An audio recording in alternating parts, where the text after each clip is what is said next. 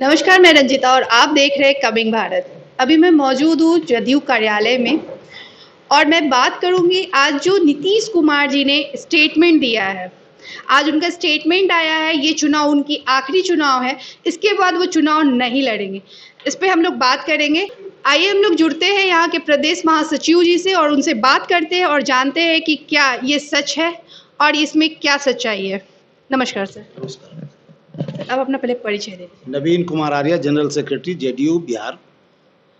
आज चुनावी दौर का आखिरी जनसभा संबोधित करते समय नीतीश कुमार का बड़ा स्टेटमेंट सामने आया है, जिसमें उन्होंने कहा है कि ये उनका आखिरी चुनाव है और जनता उनका साथ दे, क्योंकि अगले बार जब चुनाव होगा अगले 5 साल के बाद, तब वो चुनाव नहीं लड़ेंगे, वो चुनाव से संन्यास ले लेंगे।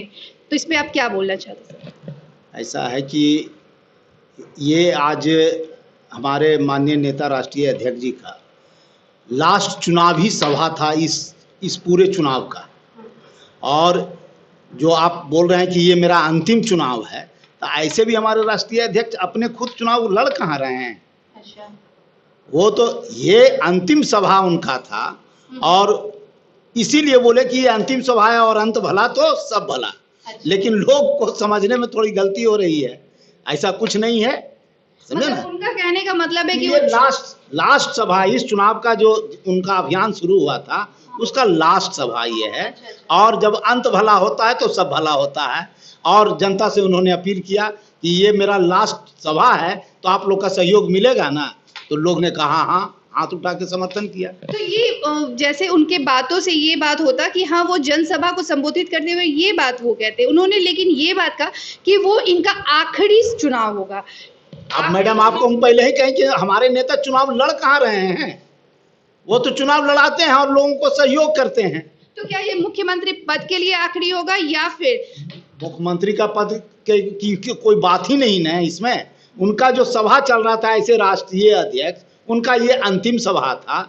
जो उनका हेलीकॉप्टर से प्रोग्राम लगता है या वर्चुअल होता है, उसका अंतिम था। तो यानी कि इस चुनाव को लेकर के वो ये बात कहे हैं। जी जी जी जी जी जी जी जी जी जी। ऐसा कुछ नहीं है कि वो राजनीति से संन्यास ले नहीं, राजनीति से संन्यास लेंगे तो पहले उनके जितने लोग हैं उनसे पहले बात विचार करेंगे, तब ना डिसीजन लेंगे। ऐसा थोड़ी कुछ होता है। पूरी पार्टी हमारी है, सेंट्रल कमेटी बनी हुई है, स्टेट कमेटी बनी हुई है। जब सबसे राय विचार करेंगे तब ना ये बहुत बड़ा डिसीजन है। ये तो उनका बोलने का था कि भाई ये मेरा अंतिम सभा है, इस चुनाव का अंतिम सभा है, इसमें आप लोग सहयोग कीजिएगा ना। अगर सारे लोगों ने हाथ उठा के उनका समर्थन किया, बहुत कुछ इसमें दिमाग लगाने की। बहुत लोगों को उनके प्रति आक्रोश भी है, तो उस पर आप कुछ बोलना चाहेंगे? कोई को आक्रोश नहीं है। लफंदर जो हैं उन्हीं लोग को आक्रोश होता है। जो यहाँ के अवांछित तत्व हैं उन्हीं को आक्रोश होता है। जो बिहार की पूरी जनता, आधी आबादी उनके साथ, अति पिछड़ा, महादलित, दलित, अकलियत उनके साथ, कुछ चंद लोग हैं जो लफंदर लोग हैं, वो उन्हीं लोग को उनका बात खराब लगता है, बाकी सारे लोग को अच्छा लगता है। आज चिराग पासवान जी प्रेस कॉन्फ्रेंस के दौरान एक बहुत बड़ी बात कह गए। उनका कहना था कि नीतीश कुमार को वोट देना यानी जदयू को वोट देना, वोट बर्बाद करना। इस पे आप कुछ कहना चाहेंगे?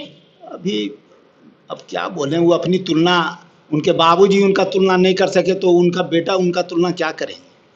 कोई भी चीज़ बोलने से पहले ये सोचना चाहिए कि हम कहाँ हैं और वो कहाँ हैं।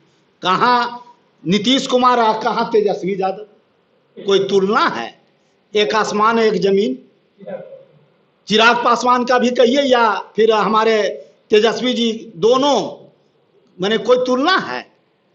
अरे उनके पिताजी और लालू जी के कलीग न रहे हैं और उनके दोनों पुत्र हैं, समझे ना। उसके बाद लेकिन सवाल है, राजनीति का ऐसा दौर चला है कि कोई किसी को भी कुछ कहने के लिए तुरंत तैयार हो जाते हैं।